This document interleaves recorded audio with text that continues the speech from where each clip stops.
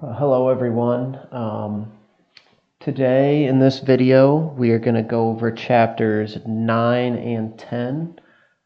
So 9 is pretty short and really segues well into 10. So we'll cover both of those.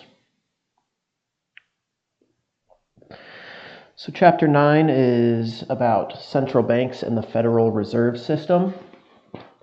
So again, through these videos I'm gonna let you all go through the slides and everything and read the terms and stuff like that. I don't think I need to read all of those. I'm just going to cover the important parts and parts that I think might be confusing.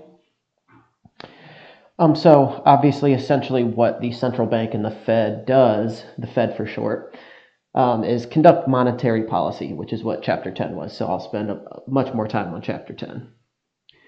And they go through the structure of how the Fed is set up, which again, it's in the slides. You all can check that out. But essentially, there is a chair of the Fed, which is what in the news, in the media, most people hear about them because they essentially make all the decisions, and they're also appointed by the president. So our current one is Jerome Powell. And so he would be out of DC, and spread across the United States, there's 12 buildings or banks, but it's all part of the Federal Reserve System.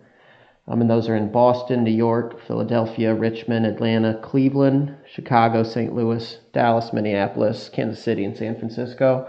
And there's actually some like regional banks under each of those, like per region. So there's actually one in Cincinnati, but it's actually part of the Cleveland Federal Reserve District. So perhaps you all maybe could get a job there if you're interested.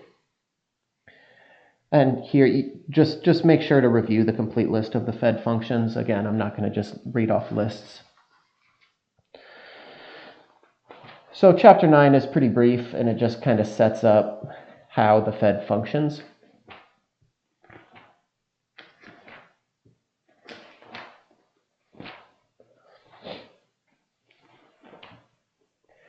So moving on to chapter 10. So obviously this is connected. The Fed's job is to conduct monetary policy. And in short, this is just because they want to promote the strength of the U.S. economy. That's their whole goal. So more specifically, they have 3 goals at the book lists. In reality, the first 2 are the ones that are really important. So the first one is they want to reduce unemployment. Of course, again, when in the news, this is what we always hear about. So they want to take action if unemployment is too high to reduce it or increase employment. And then the second piece that they really care about is stable prices. That's the way the book puts it, but it's really inflation. They want to control inflation. So inflation is obviously just a gallon of milk this year costs $2 and next year it costs $10. That's an incredible amount of inflation, and essentially it is weakening the value of your dollar. So I think usually they want to target like around 1.5% to 2% inflation.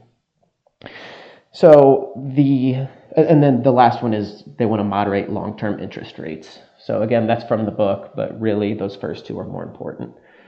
And it's not so easy because these are competing goals. So for instance, taking actions, which I will talk about a little bit here in a minute, to promote a strong economy and decrease unemployment will also, or can also lead to inflation. So if there's,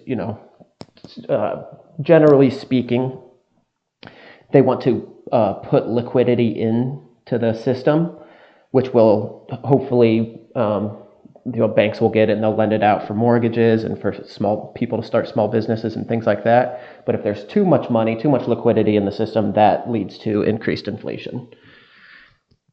So it really depends on which one of these 2 problems is worse. So there's kind of like a balancing act going on. So the Federal Reserve, or reserves, this is just another name for the actual physical currency held by the Fed or another bank. So this is the terminology they use. Whenever you see reserves, it's really just money, like physical capital, physical money.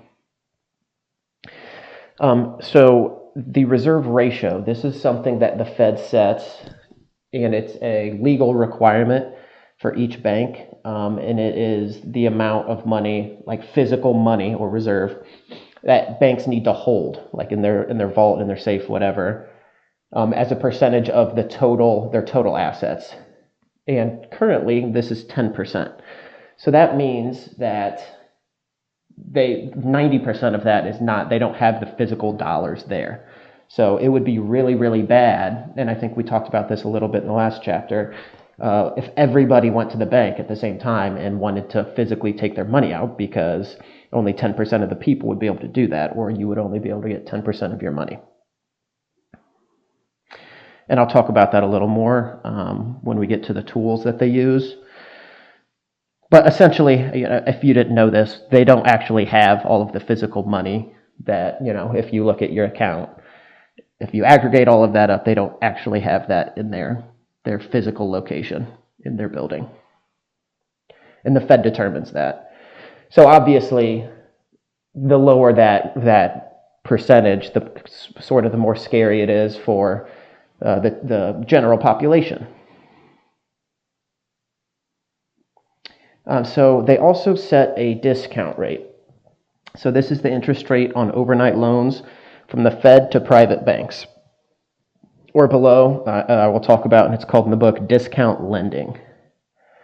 So this is, obviously, if the bank wants a loan from the Fed, this is the rate that they set, that they charge those banks for that loan. And then also, indirectly, they can influence the federal funds rate. And this is what I'll spend the most time about here in a minute, because that's what I think could be the most complicated in this, is these supply and demand graphs, so that's what I'll go over. But this is the interest rate on overnight loans from one bank to another. So banks can lend to each other overnight for various reasons. Maybe it's operations, but most of the time it's because of this reserve ratio. So obviously they conduct transactions every day, branches in a bank, people put money in, they take it out. If they need a quick, we're at 9% instead of 10%, they can borrow that quickly from another bank, and of course that bank is going to charge them a small interest rate. But the key point for the Fed is that they want to influence that as well, if they need to. So what would be called tightening monetary policy would describe a rise in the federal funds rate. And if it's easing, it would be monetary policy described as a decrease in the federal funds rate. So typically this is what we see, especially since the financial crisis, and obviously with COVID. Of course, the Fed is worried about, and the government in general is worried about recession. So they want to ease, or you may have heard the term or seen the term quantitative easing. So it's just the idea is that they're going to use this monetary policy to stimulate the economy. So generally speaking, there are 4 tools that the Fed uses for monetary policy. The first one is open market operations. So this is essentially them just buying or selling bonds from or to the banks. And so that the easing part would be buying. So a buy would be, if I'm the Fed and you're the bank, I am giving you money for the bonds. So obviously I'm giving you liquidity or reserves. So this increases bank reserves. Banks have more money to lend, even to other banks, as I just described. Thus, this lowers the federal funds rate.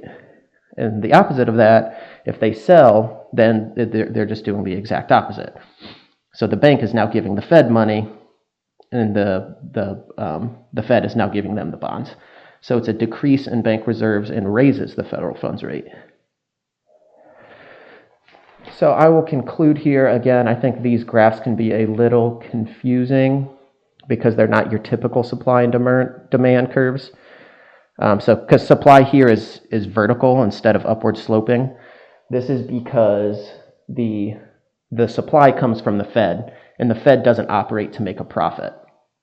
So they don't really it's not upward sloping because they don't have an incentive to make money. They're just, again, acting to promote the health of the economy. So the first case,